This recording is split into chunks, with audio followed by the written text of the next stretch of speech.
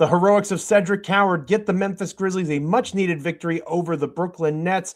Ja Jerome and Zach Edey have injury updates from Tuomas Isalo, Grizzlies head coach himself, and Ja Morant trade conversation on the brink of Memphis getting to Europe for their series against the Orlando Magic. It's a loaded edition of Locked On Grizzlies. Let's lock in.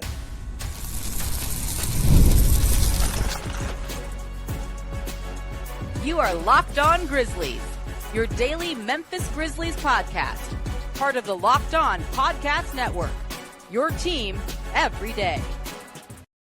It is a loaded episode of Locked On Grizzlies. It is I, Joe Mullinax, one of your hosts. It's always a good day when that is the statement, because that means Damichael Cole, Memphis Grizzlies beat writer with Commercial Appeal, is also here. So glad to have Damichael with us. The first time that he and I have been together since the Ja Morant trade conversation really kicked into high gear, thanks to Shams Charania's ESPN report. We'll talk about that towards the end of the show, but we got some winning basketball to discuss, thankfully, first and foremost. Thank you so much for making us a part of your NBA and Memphis Grizzlies content consumption each and every time that an episode drops, and thank you for being part of the Locked On Podcast Network, being one of, actually, got to catch myself, the number one sports podcast network out there. Throw your ones up, put them up to the sky for the Locked On Podcast Network, your team every day. Locked On Grizzlies, a proud member of that network. Like, comment, rate, review, subscribe on Apple, Spotify, Amazon, Google, YouTube, literally anywhere you get a podcast. Damichael, I know we're fired up. We're excited. We haven't talked much, understandably so, since the Ja Morant craziness several days ago. We'll save that for the end of the show. But we do have, like, make sure you stay tuned for that. Again, I like to say, the air is a little bit cleaner. The sun shines a bit brighter. The Memphis Grizzlies win a basketball game. It was not a rip-roaring basketball game. It was more along the lines of what I'm used to as an old head Grizzlies guy, watching the grit and grind Grizzlies win games 85-80. Final score 103-98, which seems out of place in the modern NBA, but very much was the norm 10 or so years ago. Back in my day, the Grizzlies pick up a big win. But as you wrote about over the Commercial Appeal, Damichael, the biggest story of this game, at least to me, and I agree with your assessment from the article, Memphis was down by like 8 points with 3 minutes left to go in the game. And you posted how that was a bad thing on social media, on X. And then Cam Spencer knocks down a three, finally. We'll talk more about Cam Spencer later on in the week because the Grizzlies don't play again until Thursday. So we got some time to fill. So we'll talk about Cam later in the week. But Cam Spencer knocks down a three. Cedric Coward knocks down a couple of threes. And all of a sudden, the Memphis Grizzlies have the lead from an 8-point deficit, all in the span of about 2 minutes or so of game time. Cedric Coward looking very much like the guy, if the Grizzlies are going to move on from Ja Morant, and we'll talk more about that towards the end of the show, if that is indeed what the future will hold, the future is now for the Grizzlies when it comes to Cedric Coward. He looked the part, especially late in that game, but also to start. Yeah, he really did. And this was a big performance for Cedric Coward. It was a big performance more from on a mental standpoint. It was bigger probably for the fan base than Cedric, because after that game against Oklahoma City, I mean, I don't know if you saw his interview, but it really stood out to me, Joe, because he did, he's a rookie, right? I've seen rookies get in that situation, like he did against OKC. He doesn't have anyone to throw the ball to, and, they end up turning it over. He got his shot blocked or whatever, and OKC wins the game. And a lot of times rookies go in the locker room with their head down and, I let my team down. Cedric Coward said, if anything, that situation showed you how confident I am in myself, that I was willing to shoulder that load in that moment. And I thought about it. And I was like, well, that is actually kind of true. That's Oklahoma City. He put the ball in his hands. He was rocking out with it, and it didn't turn out good. But that confidence eventually, the tide was going to turn for him. And, it didn't take long. It was the very next game. 2 3-pointers in that stretch. You mentioned that I talked about how bad it was. It was bad because the Grizzlies blew a 16-point lead. This was after blowing a 21-point lead against OKC. So I'm like, here we go again. 16-point lead just gone. And then in the fourth quarter, a 19-5 run by the Nets led to the Nets having that lead, a 98-90 lead going into the final 3 minutes or so of the game. And I'm thinking to myself, while that run is happening, like, how in the world are the Grizzlies going to score points? They couldn't score. Like, that was the big reason. It wasn't because the Nets had some big offensive explosion. It was more so just the Grizzlies not generating any type of good offense. But in those last 3 minutes, Cam Spencer knocks down a three. Cedric Coward knocks down his couple 3-pointers. And I want to point this out too, because I think you talked about Cedric. When you talk about Cedric Coward, we always got to mention the upside play there too. And I think Isolo's starting to take that angle a little bit, which leads me to believe Cedric Coward's probably going to have a bigger role as the season kind of continues to go on. One thing that stood out to me, and maybe we'll talk about this more in one of the upcoming shows here during the week, Joe. So remember this moment. But one of the things that stood out to me after the OKC game was Tomas Isolo. I know you saw it, Joe. He basically said that the Grizzlies don't have a 3-level scorer on the roster that they can just throw the ball to, in crunch time situations. A lot of the best crunch time teams, you remember De'Aaron Fox with the Kings, De'Aaron Fox, the 3 games against the Grizzlies where he's been good in the closing situations. Shai Gilgeous-Alexander, a lot of these big-time, Kawhi Leonard, etc., Anthony Edwards, big-time, clutch-time scorers, these 3-level guys. And Isolo basically said, we don't have a guy that we can just give the ball to and, everyone moves out of the way. But now he comes back after this win and basically says Cedric Coward has the potential. He didn't use the 3-level scorer language, so I don't want to put those words in his mouth. But he basically said he has the potential to be a really good closer in the NBA going forward, Joe. Yeah, I was very impressed with Cedric Coward. I've always been impressed with Cedric Coward for those that are everydayers going back to the draft process. Damichael, you were very impressed with him as well. So we were both on the same bit of boat, so to speak, when it comes to Ced. I am very optimistic about whatever his ceiling is, because we have no idea legitimately what his ceiling is, right? I think that's the most exciting thing.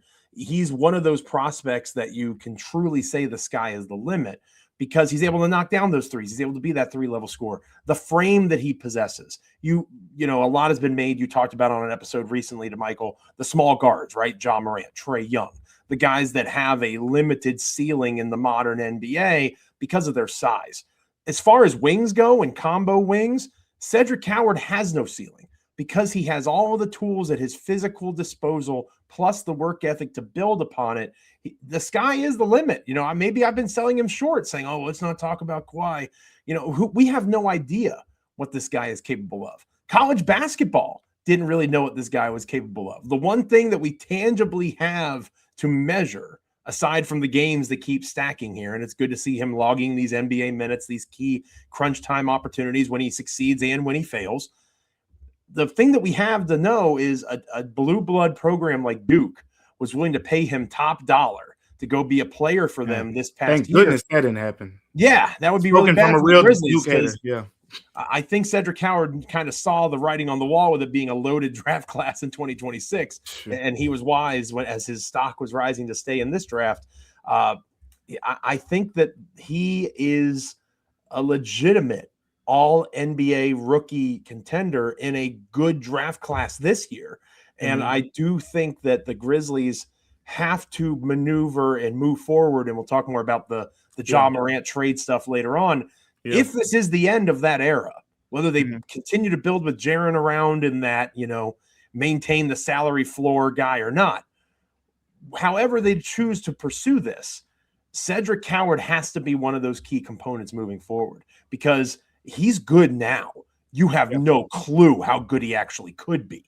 Yeah, that's the key with Cedric Coward. And I think that was one of the first things I remember when we were in Nashville out there for preseason camp and whatnot, and we're talking to Tomas Isolo, and he was talking about Cedric Coward's ceiling. He was like, the thing about him is there's these multiple avenues where he could be a hit, right? He could be this 3-and-D player, and he's still going to be a really good NBA player. He could be this guy who is an inconsistent three-point shooter, but he could be this great wing help defender, which we've already seen, when he goes up with his verticality. I mean, he's done it against smaller guys, bigger guys. He is just so long. No, like he that just 7'2" wingspan on that body is very apparent.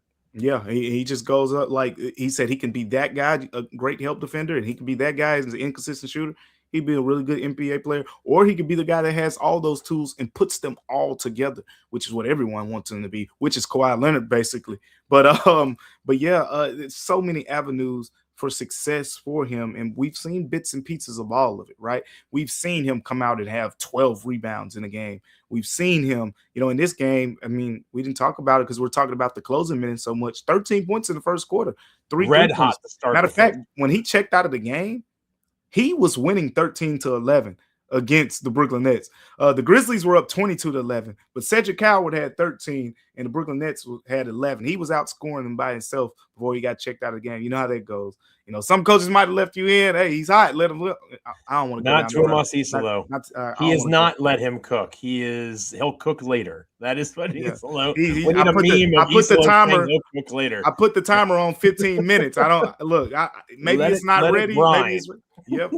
The timer's on 15 minutes. So as soon as that 15-minute timer goes up, I'm taking it out no matter what. Extremely frustrating sometimes, but kudos to Coach Isolo, obviously Cedric Coward and the crew.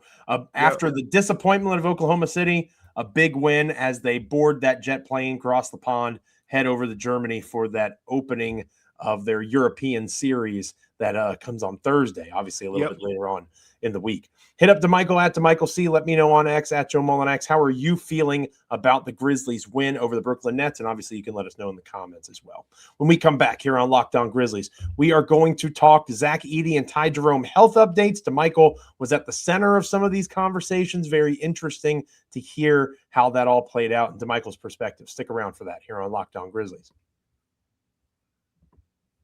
Today's episode of Locked On Grizzlies is brought to you by FanDuel. Fridays already feel different during basketball season. They feel different every time you open up Locked On Grizzlies. You know that, baby. We got to get down on a Friday. FanDuel agrees, and FanDuel is making Fridays even better because every Friday night before the games tip off, FanDuel gives fans a new way to kick off the weekend with NBA Happy Hour. NBA Happy Hour is your official pregame, a limited time window where special offers drop right inside the FanDuel app before the action starts. Fridays from 6 to 7:30 Eastern Time have become appointment viewing with NBA Happy Hour. Opening the FanDuel app during Happy Hour brings something new, boosts, bonuses, and surprises. It adds extra energy to Friday night basketball without overthinking it. So before tip-off, check the FanDuel app and see what is dropping during NBA Happy Hour every Friday from 6 to 7:30 p.m. Eastern. A little basketball, a little action, and a whole lot of Friday energy. That's NBA Happy Hour only on FanDuel, the official sportsbook partner of the National Basketball Association. As always, we appreciate you making Locked On Grizzlies your first listen each and every time that an episode drops. We also appreciate you making the Locked On Podcast Network the #1 sports podcast network. Throw those ones up. If you haven't already done so, go check out our new Everydayer Club. You have access to an ad-free audio feed for Locked On Grizzlies compatible with Apple Podcasts, Spotify, and every other major podcast app. I do owe folks an apology. I said I was going to get in the Discord. I'm having technical issues. It's been a wild couple of months. We're going to make it happen. We're going to make it happen. It's been a wild couple of months. I'm going to shoot for the game on Thursday. I know I said I would get there this weekend. I didn't get there. We're going to shoot for Thursday, maybe because Damichael, again, not to rub salt in the wound. I know you're not going to be there in Europe.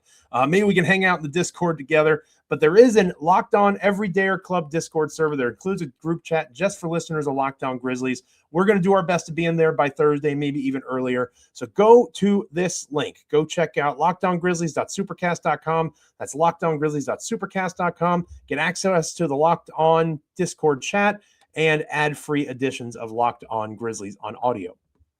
All right, Damichael, as I mentioned a moment ago, there have been clamoring in the YouTube comments in particular. Every once in a while, folks, and shout out to our YouTube comments. I hear you. Yeah, shout out to you. Yeah, like even if you, talk negatively about me, which, is just about every day, we appreciate you guys interacting there. I want to stress that. So every once in a while, can I get an update on Zach Edey, right? What's going on with Ja Jerome? Because the Grizzlies put out these blasts, they'll be reevaluated in 4 weeks, and then you won't hear anything else, right? Yep. So you and your other comrades over in the Memphis media covering the Grizzlies have started asking these questions because reevaluation windows are starting to near. Zach Edey, to me, was the most newsworthy one because the way that Isolo and the team is handling Edey right now, it is setting off red flashing signs for me. Please talk me off the ledge, but the way that it sounds to me, and again, maybe it's open to interpretation, I wouldn't be surprised if we don't see Zach Edey again this season. Now, that is true speculation on my end. I want to stress that. No inside source on that. No, nothing I've heard. But just from what I've read and what I saw in your reporting, Damichael, I'm seeing red flags.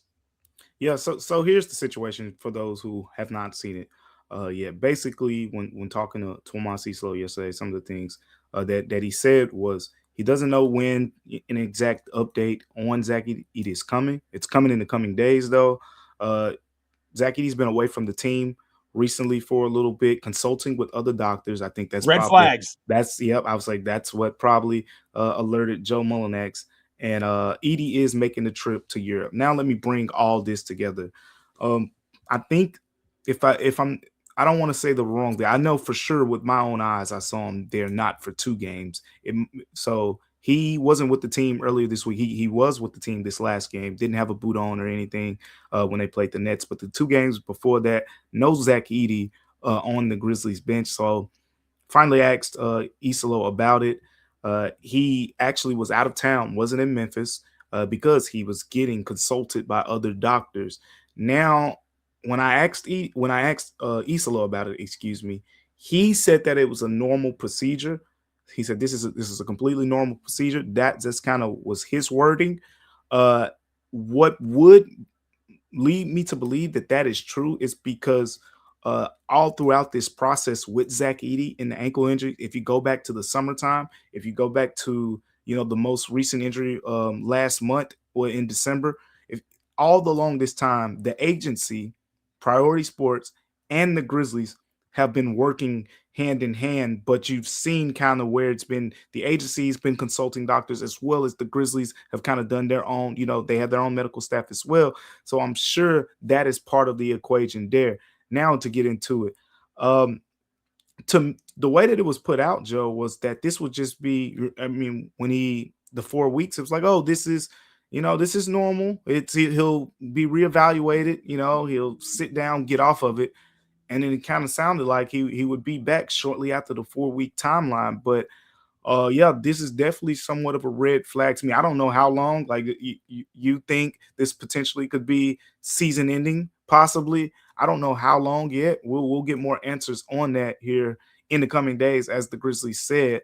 But we know the fact that he's flying to Europe to tie all this back in together means that some answers are definitely coming, because they don't, players don't fly to Europe, and they're not going to get MRIs out there. In that case, typically they wait till players get back home. So that's kind of where we are with Zach Edey.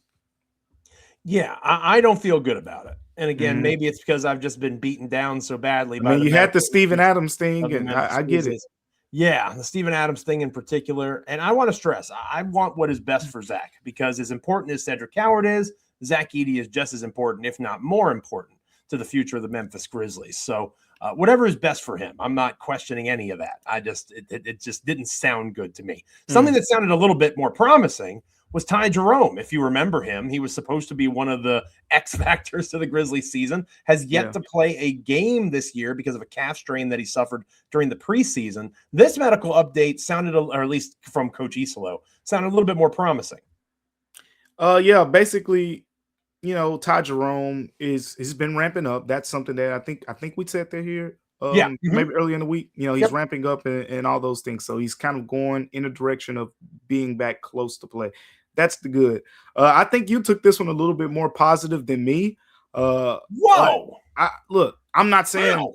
I'm not saying it's a bad update. It's just more meh to me, because we are past the 6-week point. I think this is week 7 or 8. This is week 7. We're going on week 8 with Ja Jerome. Remember, it was 6 to 9 weeks back to play. So he's within that timeline. The Grizzlies are still. It's not like he's at 9 weeks at this point and he's not looking like he's going to play. So he's still within the timeline, and I think that's okay. But when I hear ramping up, I think, okay, a couple more practices, a game or two, and he should be good to go. Islo pretty much ruled out Ja Jerome playing in Europe. And that to me is like, okay, this must have been a very bad calf injury for us to be approaching 40 games into the season and he's yet to make his season debut across multiple months here. So we'll see how this situation eventually plays out. I do think that it does sound like he's on the closer end. I've been hearing that he even wants to do more than he's already done. Like he has that bite. He's he wants them. Hey, he wants to do more. But the Grizzlies, they're gonna play it safe. They're gonna really weed out this process and make sure they do right by Ty Jerome before putting him back on the basketball floor. The Grizzlies when it comes to medical reports, and I'm excited because it sounds to me like Ty Jerome is certainly going to play basketball before Zach Edey does. Now maybe I'm interpreting that wrong. You're much closer to the team than I, but that is how I'm reading it. That's how I'm seeing it. And it'll be good to see Ty Jerome, because the second that Ty Jerome is on the court and he physically is doing the things that we hope Ty Jerome can do, there might be a new starting point guard for the Memphis Grizzlies, and the Grizzlies may execute one of these rumored possible deals that have been discussed in speculation around Ja Morant, who we'll be talking about next here on Locked On Grizzlies. Stick around. Today's episode of Locked On Grizzlies is brought to you by Gametime. During basketball season, there's nothing like being in the building, the energy, the crowd, that first big run that gets everybody on their feet. When DMX hits on the speakers at FedEx Forum, you know that there's going to be a party up in here, and there's a party up in Locked On Grizzlies every time that we talk about Gametime. Fans want to be there for those moments, not stuck refreshing screens or guessing what tickets are really going to cost. That's where Gametime comes in. The Gametime app gives fans the advantage back. They can get incredibly easy to score amazing tickets, fast, simple, and without the guesswork. Seeing the view from your seat before buying makes choosing tickets easy and confident. And whether it's an NBA game or another live event, everything is right there in one place for you to check out. Take the guesswork out of buying tickets with Gametime. Download the Gametime app, create an account, and use the code LOCKEDONNBA. That's LOCKEDONNBA for $20 off your first purchase. Download the Gametime app today and get in on the action. Closing out this episode of Locked On Grizzlies, myself, Joe Mullinax, and Damichael Cole, Memphis Grizzlies beat writer for the Commercial Appeal. Follow him on X at Damichael C. Follow me on X at Joe Mullinax. Damichael, it's been a crazy few days, and a little bit of fourth wall breaking here. Damichael and I talk almost every day. Talk about who's going to do what on the show. Sometimes I'll get angry and send him an expletive-riddled message about something that made me angry. But there's also times where I'll send Damichael something and I'm not expecting him to reply at all. And that is what happened on Friday, because I know that Damichael was very busy on Friday when the Shams Charania report about Ja Morant being available for trade for the first time in his Memphis Grizzlies tenure was dropped. Is there anything on your perspective, from your side of things? Because, again, you're there on the ground in Memphis. No disrespect to all the other great folks that cover the Grizzlies, but you're my go-to guy for Grizzlies news and coverage because I'm biased. Love you, big guy. For me, I interpret this as this is done. I don't see Ja Morant ever playing again for the Memphis Grizzlies. Now, that is not what's been said. This is just my interpretation of watching this organization over the last decade plus. I think that, there's been reports that Ja is ready to leave. I think the Grizzlies are trying to save face, and I think Ja is trying to save face a little bit. And that's understandable because these are always messy, right? Whenever there's a breakup like this, there's a moving on from an era, from a player as significant as Ja Morant, the first and only true superstar. No disrespect to Marc Gasol and Mike Conley and Zach Randolph and Tony Allen, but Ja Morant is the one superstar in the history of the franchise. This is a big deal, and how it gets executed and how the phasing out occurs matters a lot. So is there anything that you've heard or seen? Maybe it's your own interpretation. I won't put words in your mouth. I'll let you do that. But we haven't had a chance to talk. Is there anything new about Ja? Any interpretations you have? Anything that you want to share closing out this edition of the show? Obviously, I'm sure a lot of our talk this week in the lead up to the game on Thursday will be centered around Ja Morant trades. Oh, yeah, definitely. I think, from the Grizzlies side, and one of the things that was put out there, and one of the things that I think I can talk about a little bit, is the fact that, while it feels like, a breakup is pretty much bound to happen at this point, the Grizzlies are trying to leave a little crack in that door where you let a little air in the crack in the door for the possibility of a reconciling here with Ja, and saying, hey, all these offers suck, and we feel like we can just wait it out or whatever, however they want to do. They're for the trying record, to. it's very possible because Ja Morant Yeah. has not played 7 games consecutively since 2022-2023, and he's Yep. currently in the midst of his worst season ever. So if it is a good trade offer, it is somebody betting on the idea of Ja Morant, not the current state. Yeah, for sure. Another thing that I kind of want to touch on is I want to make sure that it's important that, to me, with the whole, like, I know you mentioned the report about like Ja being okay with leaving, or however, I don't even remember how it was worded. I think it But was in the ESPN article. I'll look it up while you're talking. no, I wasn't sure how it was worded, but to my understanding, it is more so, again, I reported it as well. Ja didn't request a trade himself. This wasn't Ja going up to the Grizzlies saying trade me or something like that. This is more so the Grizzlies' decision to listen.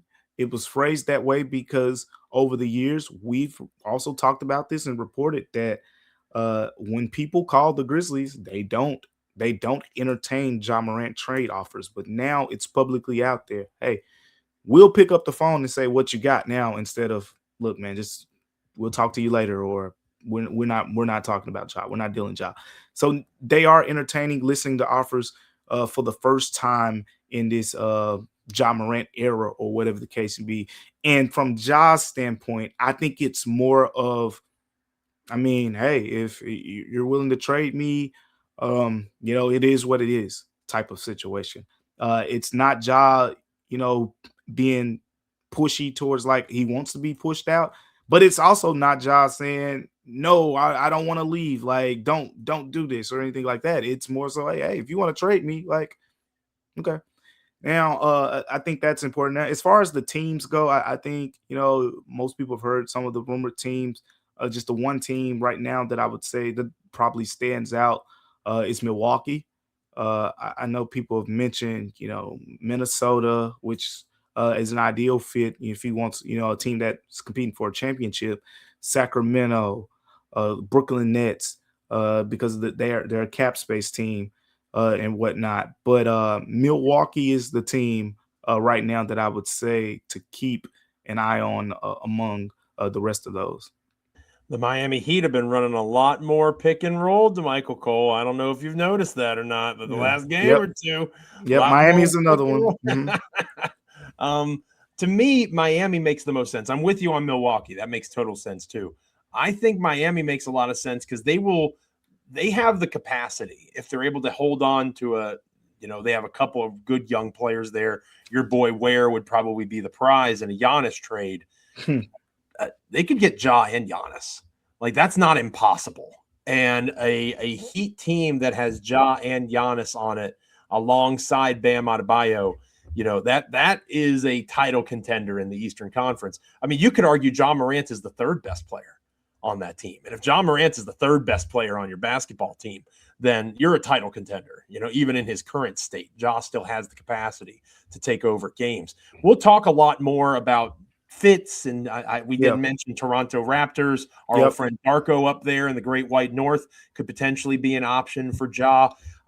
I think that there's a lot to chew on with this particular topic, which is good because, as I mentioned a moment ago, the Grizzlies don't play again until Thursday. So we're going to keep grinding forth here on Locked On Grizzlies, and I have a feeling, maybe Damichael and I will have some homework. We'll put together our favorite trade offer, and we'll exchange it as a late Christmas gift. I'll give mine, and Damichael will give his, and we'll see if we like it here on Locked On Grizzlies. So Ja Morant potentially being traded. It sounds like Damichael and I are on the same page.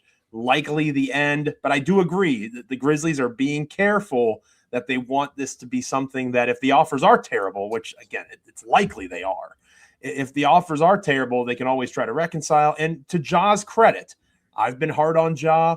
I think he's handling this remarkably well, at least in my opinion. I feel like the Ja Morant of 3 years ago maybe reacts to this situation a little bit differently. He has a lot. He has a lot of poise to himself. It just seems different. Like I would have expected this to be a little bit messier, and obviously it can still go sideways. But the next thing to watch, we'll determine that. The next thing to watch here is what will happen with Ja in Europe. That is the next thing to watch. When I asked Islo before the last game, and I asked him if Ja is being held out or is this strictly because of the injury? He said strictly because of the injury. Some people will say, well, yeah, Damichael, of course he's going to say that. That's what he's supposed to say. No way that's true, by the way. Zero shot. But to add to that, I know how much the league cares about this Europe trip for the Grizzlies, for the Magic. I've heard, from people in the league office, just some of the things that are planned, and it's a big deal, basically.